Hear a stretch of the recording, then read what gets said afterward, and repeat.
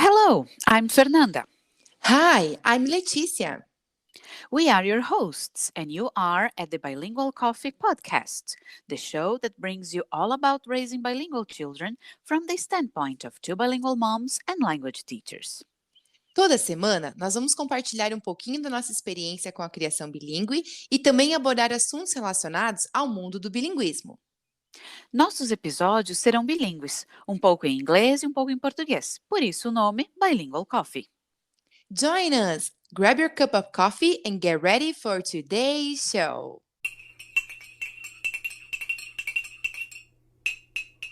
In our last episode, we talked a little bit about teaching kids how to read in English. Today, we will explore this topic a bit more. Bom dia, Leti. Tudo certo por aí? Oi, Fê! Muita chuva por aqui e por aí. Também, continuamos com muita chuva. Acho que é o ano que mais choveu, assim, não me lembro de um outro ano com tanta chuva aqui no sul.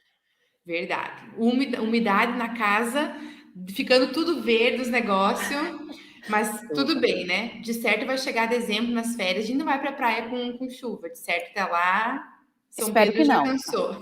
Justamente, ontem mesmo eu comentava com os alunos, mas acho que o verão vai chegar, né? O sol vai voltar. Não, mas o ano passado, eu me lembro que era muito frio, tava chegando dezembro e a gente tava com frio aqui ainda. Eu Só que não lembro. tava com essa chuva toda. E agora até não tá tão frio, mas essa chuvinha chata. Exatamente, isso aí. Acho que é a época que a gente grava o nosso podcast. É verdade. That's it. So, Fê, the last episode we talked a little bit like we said that you started teaching Arthur and Bernardo how to read and write in English. And we said we would discuss more about this topic. So, but first of all, why did you decide to teach Arthur how to read and write in English? That's a very interesting question, actually.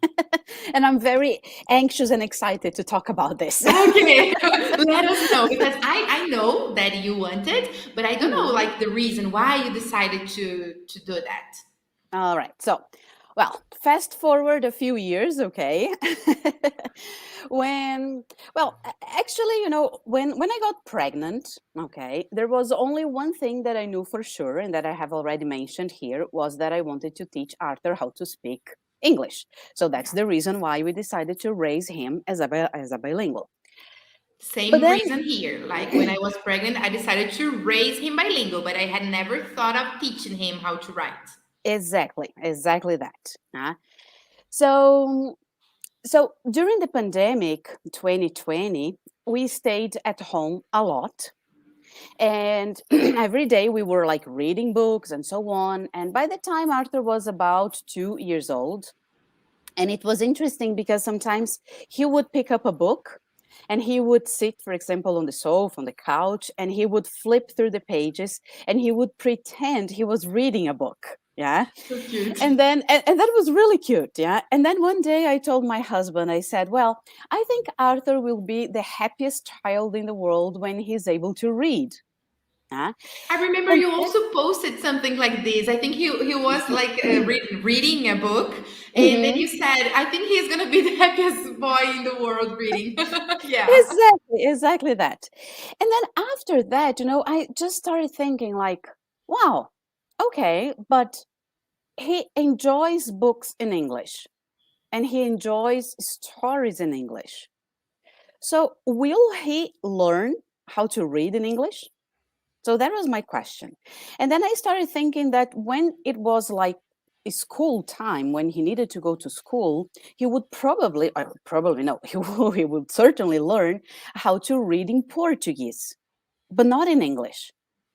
And then, lots of thoughts started popping up here in my mind because things like, okay, he will probably use the knowledge he has of Portuguese to try and read in English. But then he won't be able to read in English because the rules and the sounds are different. And this is what we see, for example, with younger students, children who are, let's say, 7, 8 years old, and they start studying English. Sometimes they can't read in English. They Because they try read to in Portuguese. transfer like their knowledge in Portuguese to English. That's right. And then I started thinking, things like, okay, what if he then doesn't like English anymore? What if he finds English hard? What Oh. if he thinks English is boring? What if, so I had lots of what if questions. So my first thing was, maybe I need a bilingual school, because then with a bilingual school, he would learn how to read in English and Portuguese. So I started searching for bilingual schools. At the time, we didn't have, and we still don't have, any bilingual schools here in the city where I live. But there was one option in a neighboring city. And at the end, in the end of 2020, I remember we ended up going to visit the school because they had like a bilingual project or something like that. And then we went to the school and then we talked, and the school was just like beautiful. Yeah. But it's in another city. So we have to travel like every day, let's say about half an hour. Yeah. Mhm. So 30 minutes, to go, or 30 minutes to come back. And well, he's just a child.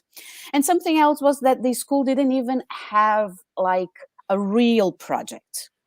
They had just the idea of having a bilingual school, but they didn't have anything like written, a written plan or a written project. They didn't know when they were going to start. So, well, that was not an option. Mhm. So then the following year, 2021, I decided to start searching about, because then my next question was, okay, can I do that at home? Can I do some sort of homeschool? Yes, can I homeschool him in English to teach him how to Mhm. read and write? And then the thing was, well, I've never taught anyone how to read in English. I Mhm. mean, not even in Portuguese, which is my Mhm. own language. Well, of course, I've never studied to do that. So I said, well, no, I don't think I can. Was that in But 2021 that we started our course together? it was. That's right. Oh, That we started okay. studying together. That's it. That's Mhm. when we met. So I had been like thinking about that for a year when we met. Mhm. And then 2021, I started like searching and digging about how to teach kids, because I thought, well, okay, we know as language teachers and any students of English that English is very different, let's say, in terms of written language and spoken language. And we always have this idea that English is a crazy language because we write in a way and we speak in a different way, because, of course, we just have, let's say, the experience of our own language. Mhm. But there are also videos on YouTube of native English speakers saying that there is a video that I show to my students also. The name of the video is English is crazy, and then he talks about it, like how crazy the words are, but like in the end there is an explanation, but like if you Right. look like not deeply, you think it's crazy, right? Absolutely. And that was the thought as well. I said, how can I actually teach a child to read in English if English is such a crazy language? How can I do that? But then it was like, well, okay, children in America or Canada or UK or Australia, they learn how to read the language. So there must be a way. Yes. Mhm. So I started searching about it. I started studying about it. And then I found out different ways and options to do that. So I said, okay, that's possible. Yeah. It might not be, I would say, simple, yes, or easy, because to teach someone to read and write, you have to understand the language deeply, as you're saying, because sometimes all these irregularities in the language, there are explanations, but then you need to understand. So this is not an easy path, because if you just look at the language in a more superficial way, you won't find any reasons, you won't find any rules, and you will just tell kids, well, it is this way because it is this way. Eu lembro que né? a gente conversou muitas vezes sobre essa palavra. E essa pronúncia dessa aqui, tá? Mas qual que é a explicação dessa pronúncia ser dessa palavra ser pronunciada desse jeito?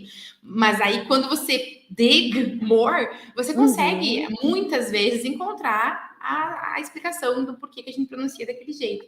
Tá, e aí quando exato. você decidiu pela pós-graduação em educação bilíngue, você tinha o objetivo de aprender um pouquinho mais sobre como alfabetizar? Ou Sim. não? Você fez por um outro motivo?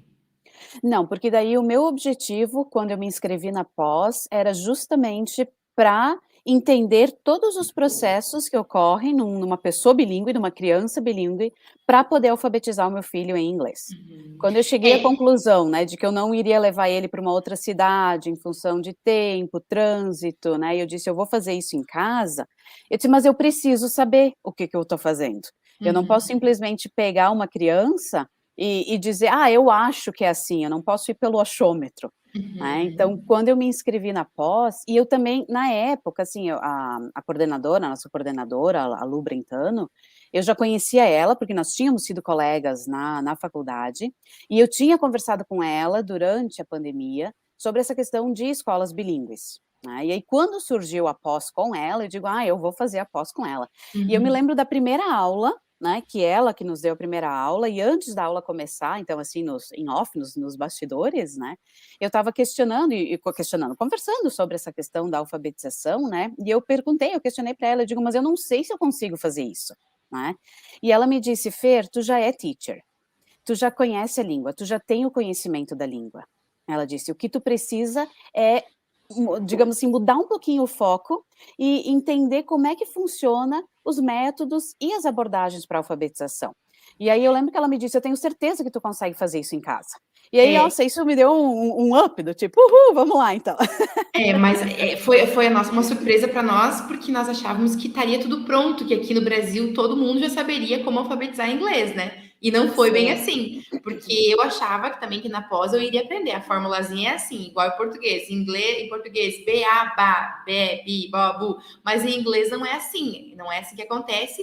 E, na verdade, mesmo em escolas bilíngues, a gente viu, né, pela experiência das nossas colegas professoras, Uhum, uhum. que tá todo mundo um pouco meio perdido, né? Que a gente precisa estudar um pouquinho mais para ver qual é o método certinho, como fazer. Então, não é qualquer um que tá fazendo isso, né? Então, você principalmente tá muito mais por dentro do que eu nesse momento, né? Porque você tá mergulhada já nisso, né? Para os nossos ouvintes só se recapitularem, o Arthur tem 5 anos, né? Tá com 5 anos. E o B tem 4. Então, eu já deveria ter começado, já na verdade. Eu comecei, aí eu parei depois que eu engravidei ali, depois que eu ganhei o bebê, não peguei mais. Até depois posso comentar um pouquinho também sobre isso. Mas a gente também não tem um método que você pegue, é assim, assim, assim, aqui no Brasil o pessoal não está utilizando. Então, nós tivemos que estudar e a fundo como é que acontece lá, como é que nos países Exato, de língua inglesa, como é que eles alfabetizam. E aí, para nós podermos reproduzir aqui. Então, também exatamente. não pegamos isso pronto, né? Foi pesquisado, foi estudado muito, cavocado, para a gente ver como que acontece isso, né? Exato, até porque isso é uma questão que tu coloca e é muito importante, porque aqui no Brasil eu acho que essa questão das escolas bilíngues é muito recente. Então acho que agora nesses últimos anos é que tem um crescimento exponencial dessa questão de escolas bilíngues. E assim, a gente viu também que existem muitas escolas que se intitulam bilíngues e que no fundo não são bilíngues, né, mas enfim, isso é um É outro outro assunto. assunto, né. Mas isso a gente também tem que ter cuidado, às vezes, quando a gente vai procurar uma escola, né, que se diz escola bilíngue, para ver para entender se de fato ela é uma escola bilíngue. Então, como é algo muito recente, eh, tem muita coisa ainda para ser explorada e para ser compreendida. Então, sim, o que eu tenho feito é justamente, assim, pegar métodos e abordagens que são usadas lá nos Estados Unidos, não só nos Estados Unidos, eu digo em países de língua inglesa, Uhum. né, mas que trabalham e que ensinam pessoas, crianças monolíngues. E aqui no Brasil nós temos uma outra realidade, porque a gente vai trabalhar com crianças bilíngues. Então, nem tudo o que, entre aspas, dá certo lá fora, vai dar certo aqui, porque nós temos o fator bilinguismo. Então Uhum. tudo isso também acaba sendo, não deixa de ser um certo, experimento, um certo estudo, né, que a gente acaba fazendo, e a gente vai, né, a gente vai É, dançando, assim, porque conforme as se tem coisas vão transferências acontecendo, né. na linguagem oral, vai ter transferências na escrita. As crianças vão querer transferir as coisas, Sem dúvida, então é um sim. desafio. Exatamente. Isso da transferência eu até vou comentar no próximo episódio, que a gente vai falar um pouquinho sobre isso. Eu tenho algumas experiências bem bacanas já com o Arthur em termos de escrita. Mas antes da gente mudar de tópico, eu quero saber de ti, Leti. Why did you decide to teach your B how to read and write in English? Yes, first, like one thing that I wanted for sure, like is to teach him how to speak English. So that's why when I was pregnant, just like you, I decided that I would raise him bilingual. But then, when he was growing a little bit, I thought, wow, maybe it would be interesting to teach him how to read and write. So I kind of wanted, but it was not like I really want to do this. Like I was not, because like there was that thing. I don't know how to do that. Like, am I able to do that? I don't even know how to do that in Portuguese, not even in English. So I didn't want one for sure.